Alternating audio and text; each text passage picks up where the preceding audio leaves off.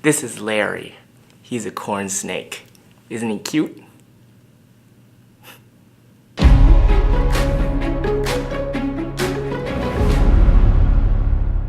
Alright, hey folks. Today we are just doing a little bit of hiking. It's just a casual camping trip, so I thought I'd take advantage and try and show you guys how to build a simple fire using the most common fire building method, which is called the teepee. Right now we're on a hike, and so let's just do some hiking B-roll and then we'll get to it. See ya!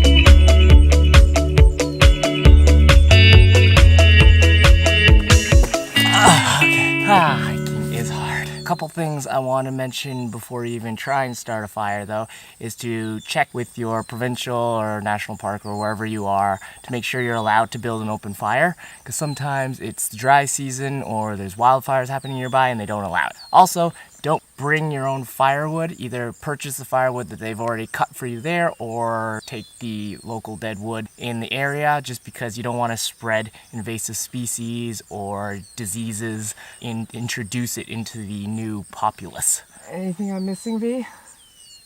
Okay, cool, let's keep going. We are going to see how long Vicki takes to actually set up our tent, which is right over there. Because you don't want to put the tent. Do you have a guess?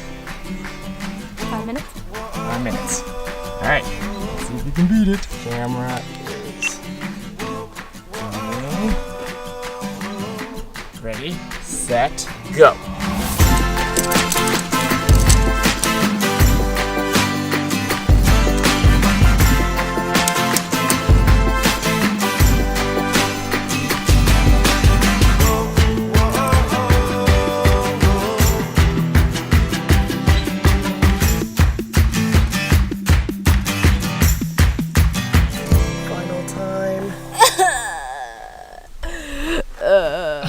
Failed.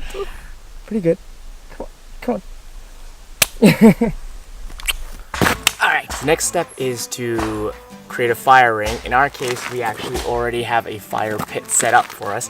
If you don't have one on site, create one yourself by digging somewhere where it's not grassy, taking like rocks or things that aren't flammable and sort of creating a ring around it to prevent the spread of the flames. So you can create your own, or in our case, it's already built for us. Materials you need: axe, small pocket knife for those little stubborn things, something to actually light your fire, so lighters. I like to bring an extra one just in case one runs out. You can also use flint, such as like magnesium and steel combination, which can create a spark. Then you need your 3 types of actual fuel for the fire. First is going to be called tinder. You can use natural things like birch bark, dry leaves, dry grass, that sort of stuff. Or you can also buy something called fire starters from stores. This is going to be the stuff that actually starts the flame going. Next up, you need your kindling. This is going to be small twigs and things, dry ones that will catch from the tinder. And finally, you have your actual firewood. And this is the stuff that is going to basically fuel your fire for the majority of the night. But in order for this to catch, you need the kindling and the tinder. So we actually have a birch tree right here next to our campsite. And This is a birch tree. It is white, and they like to shed. They're really thin. They have many layers, so you can like peel them. And so this is great for kindling to start the fire, because it's kind of like paper. I've met Vicki in a friend's backyard. So it's in the middle of the night, it's dark out, everybody's kind of socializing and everything. And at the very back of the yard, in the darkness, is Vicki cutting wood by herself in her cute little outfit that's, you know, for a social gathering, but there she is just chopping wood. So I went up to her and I'm like, oh, can I help you chop that wood? And she's just like, No, and she just It's okay. she just flat out denied me and just kept chopping her wood. This is kind of her thing. So we're gonna let her demonstrate how she safely, properly chops wood. So what is proper technique? What are you doing right now? Lifting the axe.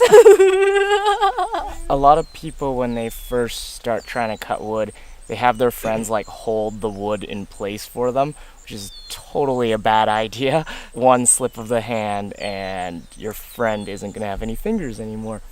Also, another thing that a lot of people like to do is use their toes and feet to actually hold the wood in place, which again, for the same reasons, is not a good idea. I'm at a safe distance. I want to lift up over my head. I'm going to go straight down. That's it. That's all I'm doing. And just I repeat. Do it.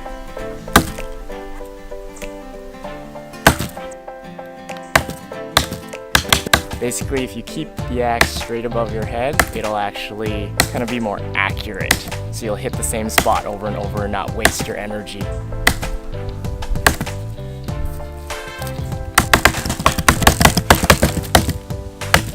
Nope, not yet.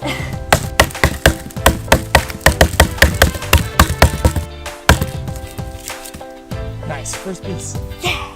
So right now is about sunset, and you want to try and gather all your stuff before the sun actually sets, because once it's dark, you're not going to be able to see anything you're doing. And also, you're going to be busy tending to the actual fire. You're not going to have time to keep going out and finding more firewood and whatnot.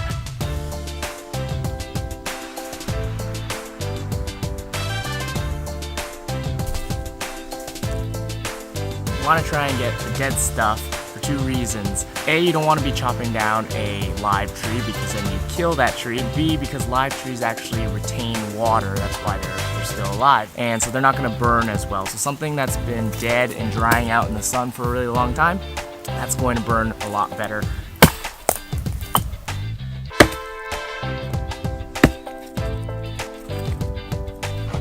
Okay, so first off, you put your tinder right in the very center of the pit. So we're just building a smaller teepee out of the kindling. Alright, and now use the firewood to build a bigger teepee around all that. Big teepee, our inner teepee, and then the tinder all the way on the inside.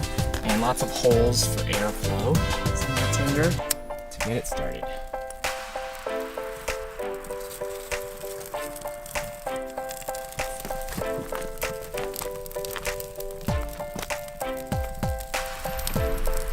Voila!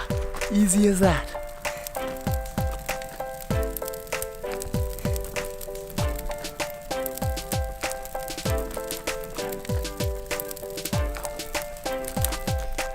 Alright, so we're wrapping up our camping trip. Hopefully you guys got a good idea on how to build your own teepee fire. We were using methods where we actually had a tool like a lighter or a flint. Eventually we'll try doing it without any materials, just using friction or whatever. That'll be a little tougher, so maybe next time. Hopefully you learned something, and we'll see you later.